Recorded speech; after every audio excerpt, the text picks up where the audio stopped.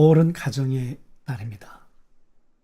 위로는 부모님이 계시고 더 위로는 우리의 조상들이 있고 아래는 우리의 후손들이 점점 이제 번식해 가겠죠. 만약 우리의 조상 가운데 이런 조상이 있다면 자랑스러울까요? 시아버지와 며느리 사이에서 아들이 태어났다. 그것이 나의 족보라면, 우리의 족보라면. 오늘 창세기 38장은 바로 시아버지와 며느리 사이에서 두 아들이 태어났다 그 얘기입니다. 아니 37장 요셉 이야기, 39장도 요셉 이야기 얼마나 할 얘기가 많을 텐데 그 사이에다가 30절이나 되는 긴 이야기를 삽입해 놓았을까? 별로 썩 경건하지도 않은 이야기 같은데 말입니다. 오늘 이야기가 갖는 의미가 뭘까? 같이 한번 말씀을 보도록 그렇게 하겠습니다. 유다가 그의 며느리 다말에게 이르되 수절하고 내 아버지 집에 있어 내 아들 셀라가 장성하기를 기다리라 하니 야곱 이후에는 가나안 여자들과 대부분 결혼을 했습니다. 야곱의 자녀들이. 이 유다도 가나안 여자와 결혼을 해서 아들을 셋을 낳습니다. 첫째가 엘, 둘째가 오난, 셋째가 셀라입니다. 근데 첫째 다말과 결혼했는데 죽었어요. 그러면 그때 법으로는 오난이 형수와 동침해서 이제 족보를 이어줘야 합니다. 그런데 오난 입장에서는 만약 아들을 낳으면 재산이 그 아들에게로 가지 않겠어요? 그러니까 욕심이 생겼겠죠. 동침은 했지만 임신은 시키지 않았어요. 하나님이 오난을 죽이셨어요. 아버지 입장에서 보면 셀라가 아직 어리기도 하지만 며느리 너 친정집에 가 있거라. 그러면서 셀라가 크더라도 이 며느리에게 셀라를 주고 싶은 마음이 있었겠어요? 이 아들마저 죽는다면. 그런데 점점 시간이 흘러서 셀라가 이제 청년이 되었는데 부르질 않는 거죠.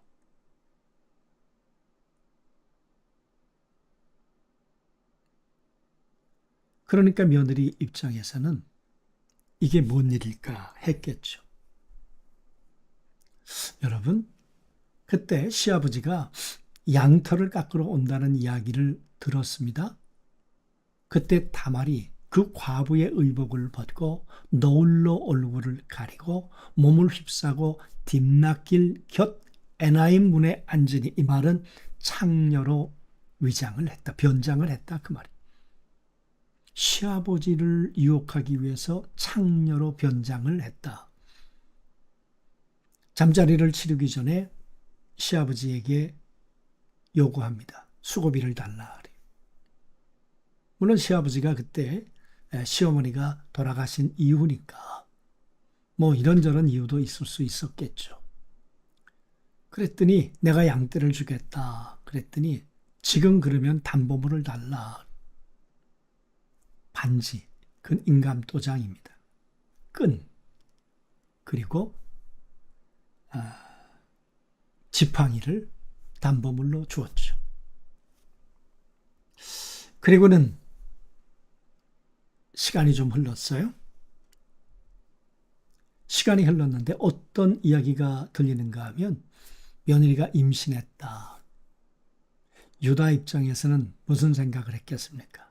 안 그래도 부담스러운데 셀라를 다말에게 주고 싶은 마음은 없었겠죠. 그러니까 이걸 문제 삼아서 다말을 정리하고 싶었겠죠.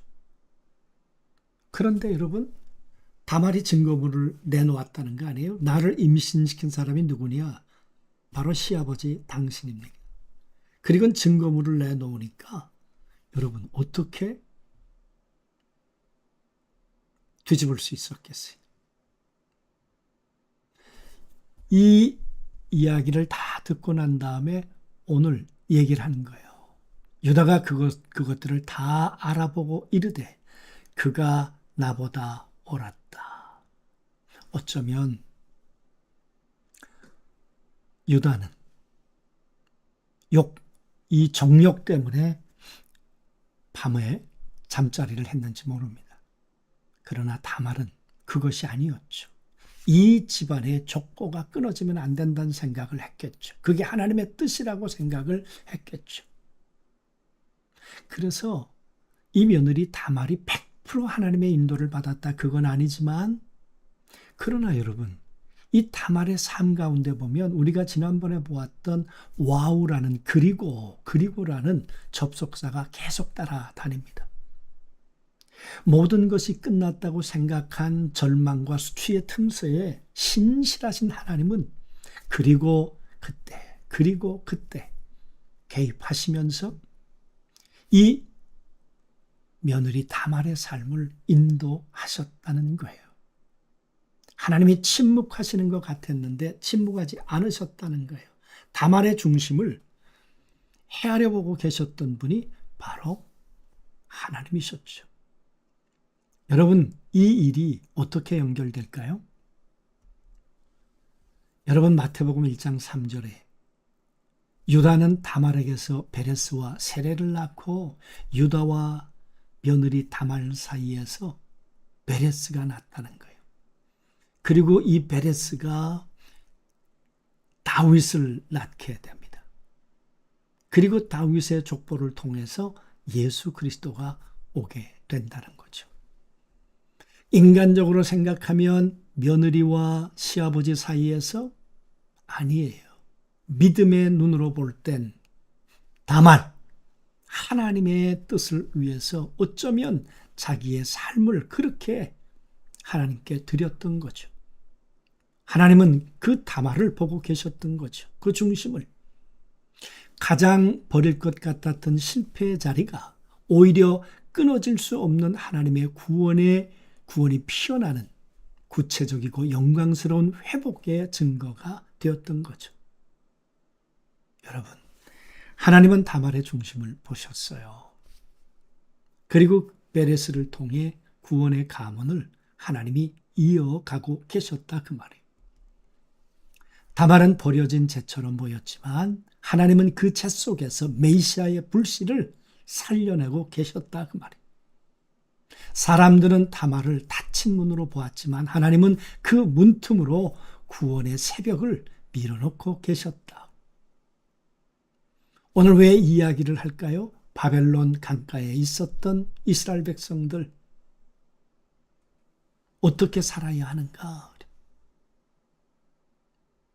다말처럼 하나님의 언약을 붙들고 끝까지 하나님이 예루살렘으로 돌아가게 하신다는 이 언약을 붙들고 살 거냐 그 말이죠.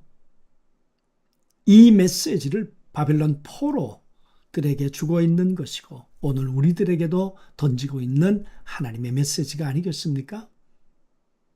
바벨론 강가에서 포로들이 울고 있을 때 하나님은 다말의 이야기로 속삭이셨다. 무너진 가지에서도 나는 다시 싹을 틔운다. 염려하지 마라. 다말처럼 하나님의 언약을 붙들고 살자꾸나.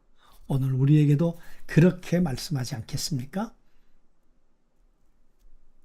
같이 기도하도록 하겠습니다. 하나님, 왜 시아버지와 다말의 이야기인가? 하나님, 왜 시아버지는 다말에게 네가 옳았다라고 얘기를 하는가? 오늘 우리의 삶 속에서도 하나님과 사람에게 옳았다. 그렇게 믿음의 인정을 받을 수 있도록 하나님 저희를 도우시고 인도해 주옵소서. 그리고 우리를 통해 믿음의 계대가 이어져 내려가도록 우리들의 가정을 축복하시고 인도해 주옵소서. 예수님의 이름으로 기도하옵나이다. 아멘.